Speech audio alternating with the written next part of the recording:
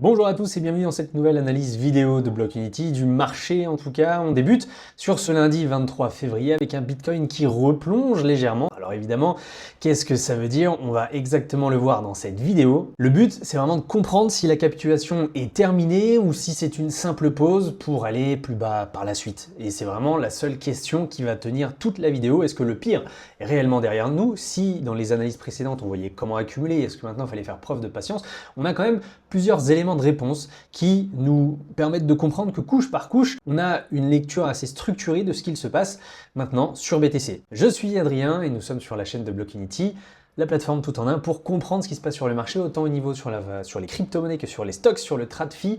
Donc le but, ça va être vraiment maintenant de partir dans cette analyse. Quand on regarde ce graphique sur justement le drawdown sur BTC, on se dit que probablement on peut avoir pire, mais à la fois on se dit pourquoi pas s'arrêter ici. C'est vrai que sur les précédentes corrections, on était évidemment sur du moins 80, moins 75%. Ici, on est tombé sur du moins 52 maximum. Alors pourquoi pas avoir cet effet évidemment où les corrections de bear market sont de moins en moins violentes aussi avec l'arrivée des institutions, avec un marché qui pèse quand même beaucoup plus lourd. C'est toute la question, même si quand on regarde notre Magic Benz, on est toujours coincé pour l'instant dans ce canal entre les 60 et 70 000 $, on n'arrive vraiment pas à reprendre, en tout cas, probablement, en tout cas potentiellement, on n'arrive pas à repasser au-dessus des 70 000 $. Il faut savoir qu'entre les 70 000 et 80 000, au niveau on-chain, on a ce qu'on appelle une poche d'air, c'est-à-dire qu'il y a très peu d'accumulation sur ces niveaux-là, et donc forcément, ces 70 000 nous font office de résistance, puisqu'auquel cas, si on les dépasse, on peut très facilement aller se retrouver au-dessus des 80K. Donc évidemment, si on prend l'exemple du rapport de force entre les bulls et les bears, eh bien évidemment, les bears sont plutôt dans cette optique de nous laisser pousser, essayer de nous laisser pousser, mais ne jamais forcément y arriver. Et à l'inverse, pour l'instant, il semblerait qu'on ait assez d'acheteurs pour nous maintenir au-dessus des 60 000 $. Donc c'est un rapport de force qui est quand même assez fébrile, mais qui pour l'instant nous maintient sur ces niveaux-là. Maintenant, ce que cette capitulation des derniers jours, des dernières semaines, en tout cas les 60 000 $ atteints le 6 février dernier, elle a quand même laissé derrière nous pas mal de choses. On peut estimer pour l'instant, évidemment, puisqu'encore une fois le marché ne nous doit rien, ne me doit rien, je me base sur cela, ce qui s'est passé ces derniers temps.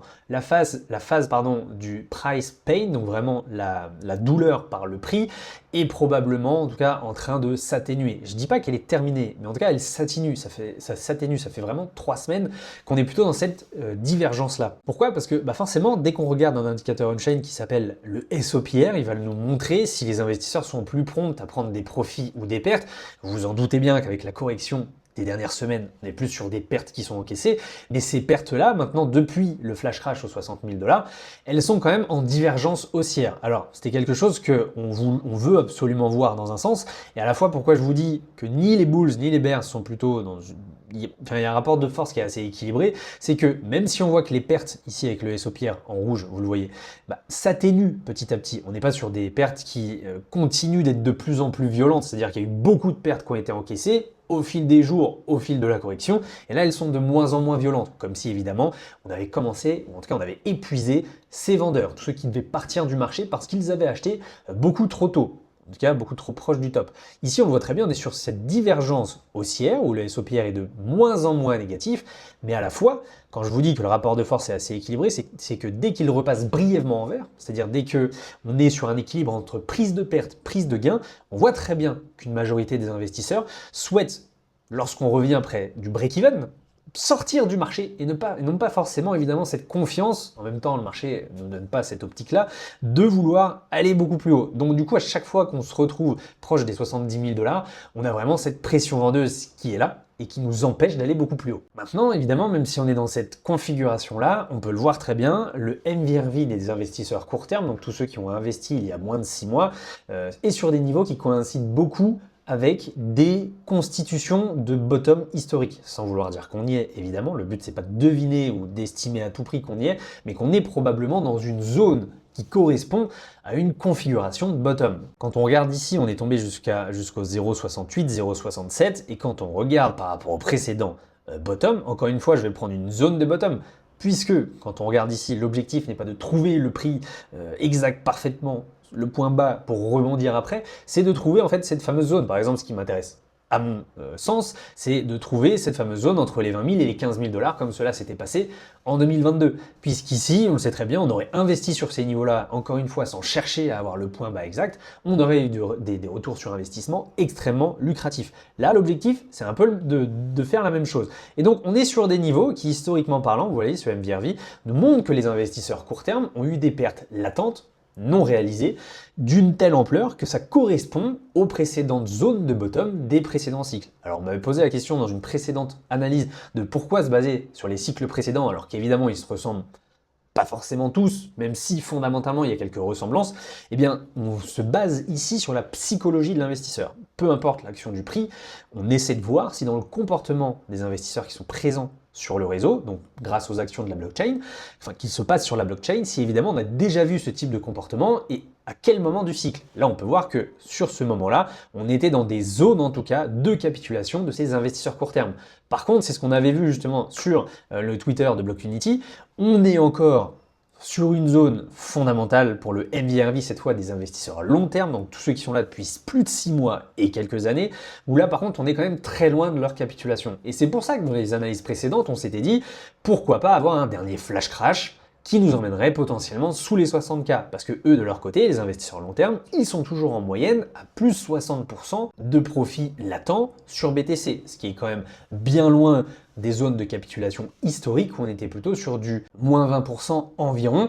Donc là, on en est quand même encore très loin. Maintenant, c'est vrai que quand on regarde aussi au niveau des funding rates, donc des taux d'intérêt ou même sur l'open interest, donc tout ce qu'il se passe au niveau de la phase trading, on est dans une phase où ici, on voit très bien que l'open interest, il est sur un point plus bas depuis 3 ans, donc depuis typiquement 2022. On peut dire que le levier spéculatif a lui été forgé. Les funding rates, les taux d'intérêt sont plutôt en négatif là aussi sur certaines plateformes. On voit que ce qu'on appelle les dégènes qui parient à la hausse ont potentiellement disparu, ont eux aussi été épuisés. Donc si vous voulez, c'est un peu là le cœur de la vidéo. Je voulais vous montrer en fait évidemment que la violence de ce qui s'est passé au mois de février avait une logique et que cette logique pointe vers une sorte d'épuisement de la pression vendeuse, hormis évidemment si tout d'un coup on a un flash crash qui là nous ferait en quelque sorte, avoir tous les ingrédients de la recette parfaite pour trouver un bottom, chose qui s'est à chaque fois passée dans les cycles précédents. Encore une fois, si et seulement si on devait copier les mêmes patterns, les mêmes occurrences, les mêmes ressemblances du comportement des investisseurs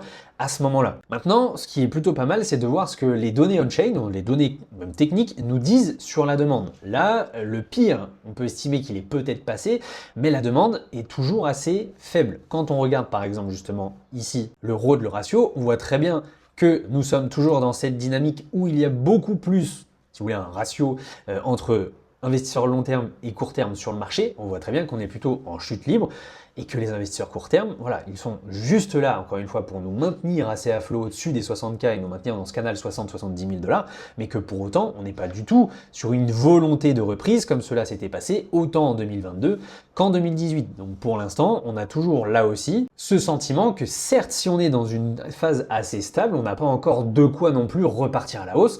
Et donc, il faut faire très attention à ce que l'on voit un peu partout, à chaque rebond, de ne pas se faire avoir par le FOMO typique. Ok, on est passé quand même, pour information, pour l'anecdote surtout, sur une phase où lorsqu'on était au-dessus des 110 000 $ cet été et cet automne 2025, on était sur à peu près une distribution des prises de profit d'environ, selon une source de Glassnode, à 350 millions de dollars par heure qui étaient distribués sur le marché. Donc, absorbé de l'autre côté par les acheteurs. Là aujourd'hui on est plutôt sur du 5 millions par heure et ça tue chaque rallye qui essaye de perforer les 70 000 $. Donc juste pour vous montrer la nuance, dans l'idée que on n'est pas forcément encore sorti de l'auberge et on n'a pas, en fait si vous voulez, on est face à ce qu'on peut appeler une accumulation silencieuse, elle se fait tout doucement sans pour autant faire emballer le marché, et ça c'est extrêmement intéressant de le notifier. D'ailleurs, c'est vrai qu'on le voit très bien avec nos indicateurs d'analyse sociale, on est vraiment, comparé à ce qu'il s'était passé justement autant en 2024 qu'en 2025, sur des niveaux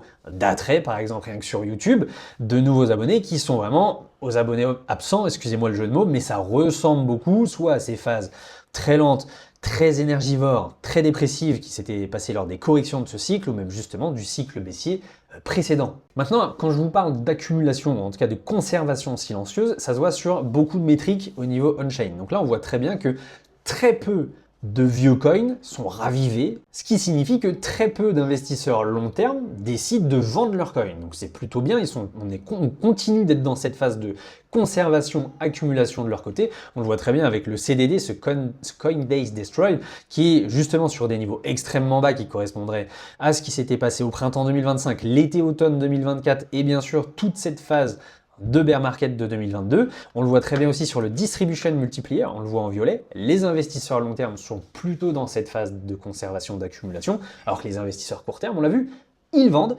dès que c'est possible. Ils se délestent de leur coin. Et évidemment, on arrive à observer cette corrélation que l'on a vue là encore dans les cycles baissiers précédents, à avoir ces investisseurs long terme qui continuent de grappiller de la part de Bitcoin détenus sur le marché, comparé aux investisseurs court terme qui ont FOMO, qui sont traders, etc., qui eux continuent de se délester de ces coins-là et de partir du marché dans ces phases vraiment de peur et de panique. Il faut se rappeler que le Fear and Greed Index est vraiment à un point bas jamais enregistré dans son histoire, hormis lors du crash Covid de 2019. D'ailleurs, l'autre anecdote qui est plutôt pas mal, c'est qu'on voit aussi les détenteurs d'ETF qui se délestent petit à petit de leur BTC. Je trouve ça personnellement encore assez bas comme distribution, parce qu'on est sur du moins 100K depuis de BTC en fait, détenus dans leur poche depuis le top d'octobre 2025, donc ça fait quand même maintenant 6 mois quasiment, et on n'a que moins 100 000 BTC dans la balance, alors qu'ils en ont plus de 1,3 million, ce qui est plutôt positif, sachant qu'on a fait quand même un moins 50%, c'est-à-dire que eux de leur côté, il y a quand même très peu de panique, c'est plutôt positif. Mais de l'autre côté, c'est vrai qu'on continue de voir des entreprises portées par MicroStrategy, certes, mais qui elles aussi ne capitulent pas forcément et qui préfèrent contenir, conserver leur Bitcoin. Là également, très positif, mais qui encore une fois est très loin du FOMO, de ce qu'on avait pu voir au niveau des ETF ou des trésoreries d'entreprise qui avaient justement accumulé massivement lors de l'été 2025 par exemple. Maintenant au niveau de la thèse et du timing. Ici, le but c'est pas forcément de trouver un prix d'appel exact à vous dire on est au bottom ou on va repartir à la hausse, on va plutôt parler de probabilité. Le parallèle avec 2022, il est plutôt criant avec le realized price, le coût moyen d'achat de tous les bitcoins de son histoire qui est autour des 54-55 000 $. Quand on regarde justement les précédents cycles, et ça n'a pas changé depuis notre dernière analyse, on a toujours tenté d'aller chercher ce niveau-là. Et même, j'ai envie de vous dire, elle est très corrélée à ce qu'on appelle la 200 DMA, donc la moyenne mobile des 200 derniers jours du prix de BTC, qui est aux alentours des 58 000 $. On n'en était pas loin, mais ça reste une cible qui est atteignable et qui, encore une fois, pourrait faire capituler ces fameux détenteurs long terme qui, pour l'instant, ne subissent pas réellement le marché. Au niveau des statistiques, il faut savoir que 93% des jours de trading de BTC ont été plus proche de la 200 DMA justement, et on est dans les 7% restants, où on est si éloigné d'elle qu'on est vraiment sur un Bitcoin qui est sous-évalué. Encore une fois, la question ouverte ici n'est pas de trouver le bottom parfait, mais de trouver ces fameuses zones où on sait que Bitcoin est sous-évalué, avec toujours ce risque, cette probabilité qu'on puisse quand même aller plus bas, mais investir dans ces niveaux-là, sans du tout être conseiller financier, nous rappelle que 7% seulement des jours dans l'histoire de BTC se sont passés sur un éloignement aussi élevé entre Bitcoin et sa moyenne mobile des 200 derniers jours. Et forcément, quand on regarde aussi la saisonnalité du Bitcoin, on se dit que le printemps est légèrement quand même positif, même si quand on regarde en moyenne, janvier-février devait l'être aussi, quand on regarde par rapport à aujourd'hui, on voit qu'on en est quand même très très loin. Donc on va faire attention à cette saisonnalité où beaucoup pourraient potentiellement aussi appeler à un Q2 2026 un peu plus performant. Ici, nous, l'objectif, c'est pas du tout de statuer si ça va être le cas ou pas, c'est plutôt de faire attention, encore une fois, aux narratifs qui peuvent être donnés. Pour vous faire FOMO, le but, c'est vraiment de ne pas se focaliser sur le bruit, mais plutôt sur les datas, sur du concret et sur ce qui est déjà arrivé dans l'histoire de BTC, pour vraiment essayer d'avoir une compréhension de ce qui pourrait se passer par la suite. Donc pour conclure sur cette vidéo, il faut vraiment comprendre qu'on est dans une position assez neutre et à la fois assez serein. En tout cas de mon côté, c'est vraiment le cas. On est dans une attente active que le marché prenne une décision. En attendant, peut-être se focaliser sur l'idée qu'on est vraiment sur un BTC qui est historiquement parlant, sous-évalué par rapport à d'habitude. Donc pourquoi pas faire du DCA proactif sans forcément vendre la maison, vous connaissez l'anecdote, non plus d'être dans la panique, non plus d'être dans l'euphorie, mais vraiment dans l'attente. C'est ça l'angle aussi de Blockunity, c'est les données, pas forcément se baser sur les opinions des uns et des autres. J'espère que cette analyse vous aura plu. Je vous rappelle que Blockunity a une newsletter extrêmement pertinente que j'écris de mon côté moi aussi, puisque l'objectif c'est vraiment de vous Parce que, encore une fois, sur une vidéo de 15 minutes, c'est difficile de vous parler de tout ce qui se passe, de tout ce que l'on voit au niveau des données que nous avons sur la plateforme. L'idée là, c'est vraiment, grâce à la newsletter, de pousser un peu plus loin les analyses que l'on fait ici sur YouTube. N'hésitez pas à vous abonner, le lien est dans la description. Auquel cas, je vous dis à la semaine prochaine et prenez soin de vous, c'était Adrien sur Blockionity.